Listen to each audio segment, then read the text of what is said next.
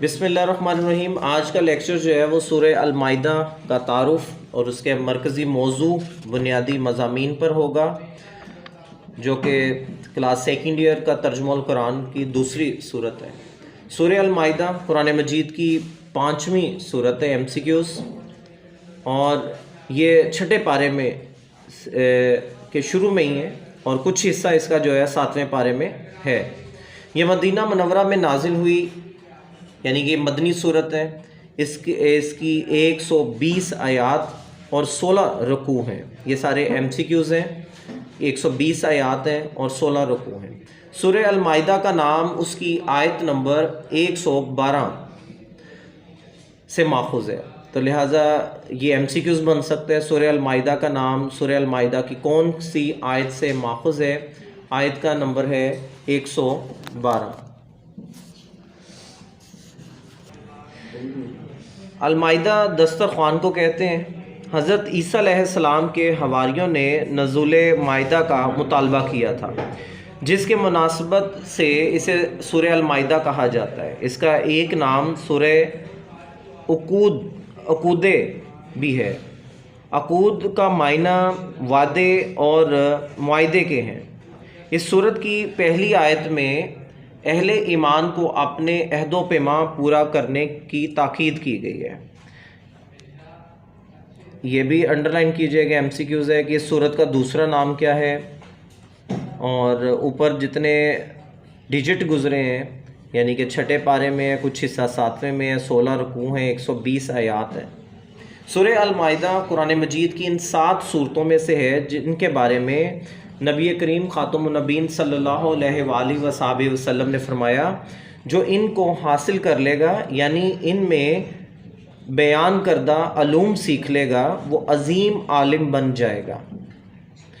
حضرت عائشہ رضی اللہ تعالی عنہا سے نے فرمایا کہ سورہ المائدہ سب سے آخر میں نازل ہوئی، لہٰذا اس کے حلال کو حلال اور حرام کو حرام سمجھو۔ مرکزی موضوع پر اگر ہم بات کریں تو اس کا جو سینٹرل آئیڈیا ہے، مرکزی جو خیال ہے، وہ ہے سورہ المائدہ کا کہ یہود و نصارہ کے غلط عقائد کو بیان کرنا اور مسلمانوں کو نبی کریم خاتم النبیین صلی اللہ علیہ وآلہ وصحبہ وسلم کی اطاعت اور شریعت اسلامی کے تمام احکام پر عمل کی ترغیب دینا۔ تیسرے حصے میں اگر ہم بات کریں بنیادی مضامین کی، تو سورہ المائدہ کے آغاز میں اللہ تعالیٰ نے اہل ایمان کو معاہدے پورا کرنے کی تاکید کی ہے، حلال اور حرام کے اصول و قواعد بیان کیے ہیں۔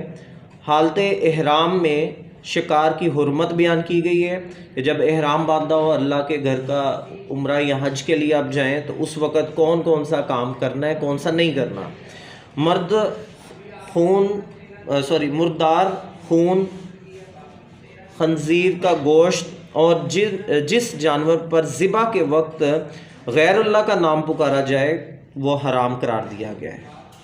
اسی طرح وہ جانور بھی حرام ٹھہرائے گئے ہیں جو گلا گھٹنے، چوٹ لگنے، کسی دوسرے جانور کا سینگ لگنے سے یا گر کر مر جائے، یا وہ جانور جسے کوئی رندہ کھا لے، یعنی کوئی جنگلی جانور جو ہے وہ اس کو نوچ لے یا کھا لے۔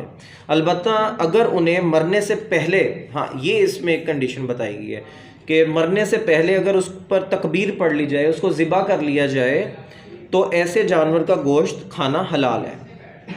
بتوں کی قربان گاہ پر ذبح کیے جانے والے جانور بھی حرام قرار دیے گئے ہیں۔ حلال اور حرام کی تفصیلات ذکر کرنے کے بعد ایک بنیادی اصول یہ بیان کیا گیا ہے کہ تمام پاکیزہ چیزیں حلال ہیں جن کو اسلامی شریعت نے حرام نہیں ٹھہرایا۔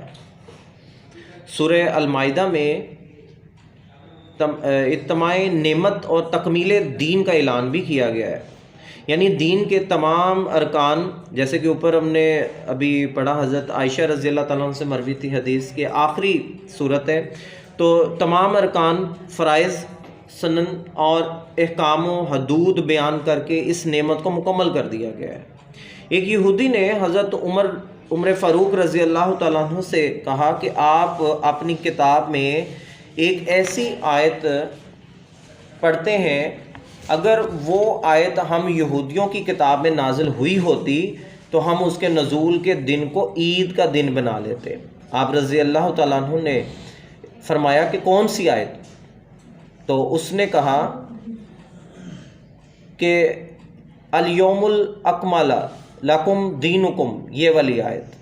تو یہ سن کر حضرت عمر فاروق رضی اللہ تعالیٰ عنہ نے فرمایا کہ ہم اس دن اور جگہ کو جانتے ہیں جب یہ آیت رسول اللہ خاتم النبیین صلی اللہ علیہ وآلہ وصحبہ وسلم پر نازل ہوئی۔ یہ ڈیش کا دن تھا، عرفہ کا دن تھا، یعنی یہ سورہ المائدہ کی ہی آیت ہے۔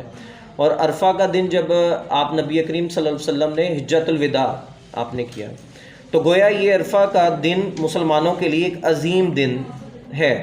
سورہ المائدہ میں جو تیسرا موضوع ہے وہ ہے طہارت، پاکیزگی سے متعلق ہے۔ وضو، غسل، تیمم کے احکام کا ذکر کیا گیا ہے۔ اس صورت میں مسلمانوں کو تلقین کی گئی ہے کہ وہ ہر حال میں عدل و انصاف سے بھی کام لیں اور کسی قوم کی دشمنی بھی انہیں ناانصافی پر آمادہ نہ کرے۔ اللہ تعالیٰ پر ایمان اور عمل صالح، نیک اعمال اختیار کرنے والوں کے لیے مغفرت اور اجر عظیم کا وعدہ فرمایا گیا ہے۔ جن لوگوں نے کفر کیا اور آیات باری تعالیٰ کو جھٹلایا، ان کے لیے دوزخ کی وعید سنائی گئی ہے۔ اس کے علاوہ اس صورت میں اللہ تعالیٰ نے بنی اسرائیل کے برے اعمال کا تذکرہ کیا ہے۔ انہوں نے اللہ تعالیٰ سے کیے ہوئے عہد کو توڑا، کتاب اللہ میں تحریف یعنی کہ اس کو ایڈٹ کیا، اس میں تبدیلی کی گئی، اللہ تعالیٰ اور انبیاء کرام علیہم السلام کی نافرمانی کا ارتکاب کیا۔ ان برے اعمال کی وجہ سے اللہ تعالیٰ نے ان پر لعنت فرمائی اور ان کے دل سخت کر دیے۔ یہودیوں کے بعد مسیحوں کے احوال کا تذکرہ ہے کہ انہوں نے بھی اللہ تعالیٰ سے کیے ہوئے عہد کو فراموش کیا، حضرت عیسیٰ علیہ السلام کو خدا کا بیٹا قرار دیا اور خود کو اللہ تعالیٰ کے بیٹے اور محبوب قرار دیتے تھے۔ اللہ تعالیٰ نے مسلمانوں کو اس طرح کے اعمال سے بچنے اور دین میں غلو سے گریز کرنے کی تلقین کی گئی ہے۔ سورہ المائدہ میں ہی حضرت آدم علیہ السلام کے 2 بیٹوں کی قربانی کا ذکر بھی کیا گیا ہے اور اس کے بارے میں بھی تعلیم دی گئی ہے کہ اللہ تعالیٰ نے متقین کی قربانی قبول کرتا ہے۔ اس قصے میں کے تناظر میں یہ قانون بھی ذکر کیا گیا ہے کہ جس نے کسی ایک انسان کو ناحق قتل کیا، گویا اس نے ساری انسانیت کو قتل کیا، اور جس نے کسی ایک انسان کی جان بچائی، گویا اس نے ساری انسانیت کی جان بچائی۔ اس صورت میں ڈاکہ زنی، چوری کی سزا کا بھی ذکر کیا گیا ہے۔ ڈاکہ زنی کی سزا یہ ہے کہ اس کا ارتکاب کرنے والوں کو قتل کر دیا جائے، سولی چڑھایا جائے، اس کے ہاتھ پاؤں کاٹ دیے جائیں یا ان کو جلا وطن کر دیا جائے۔ چوری کی سزا یہ ہے کہ چور کا ہاتھ کاٹ دیا جائے۔ یہ سزائیں اس لیے مقرر کی گئی ہیں کہ انسان ان سے عبرت حاصل کرے۔ تو یہ بھی ہمیں معلومات ملی کہ چوری کی سزا، ہاتھ کاٹ دینے کی سزا جو ہے شرعی اعتبار سے وہ کس صورت میں ہے؟ سورہ المائدہ میں۔ تمام انبیاء کرام علیہ السلام کا دین ایک ہے، لیکن اپنے اپنے وقت کے اعتبار سے ہر امت کے لیے معاشرتی احکام مختلف رہے۔ نبی کریم خاتم النبیین صلی اللہ علیہ وآلہ وصحبہ وسلم پر دین کی تکمیل کر دی گئی اور دین اسلام ہر اعتبار سے مکمل اور قیامت تک کے لیے قابل عمل ہے۔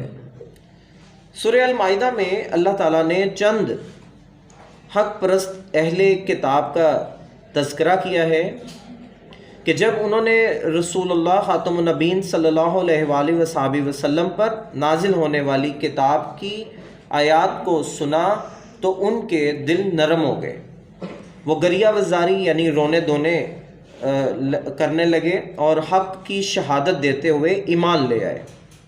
اللہ تعالیٰ نے ان کے اس رویے کی تعریف کرتے ہوئے انہیں جنت کا حقدار ٹھہرایا۔ جنہوں نے ایمان لانے سے انکار کیا انہیں جہنم کی وعید سنائی گئی۔ اس کے علاوہ اس صورت کے اندر ہی ہمیں مختلف آیات اور اس حوالے سے جو ہے کچھ احادیث بھی کوٹ کی گئی ہیں صفحہ نمبر 40 کے اوپر، جو کہ ایک طرح سے دعائیں ہیں اور ان کو بھی ہمیں زبانی یاد کرنا ہے، جیسے بخشش کی دعا، خوشی اور رزق میں برکت کی دعا،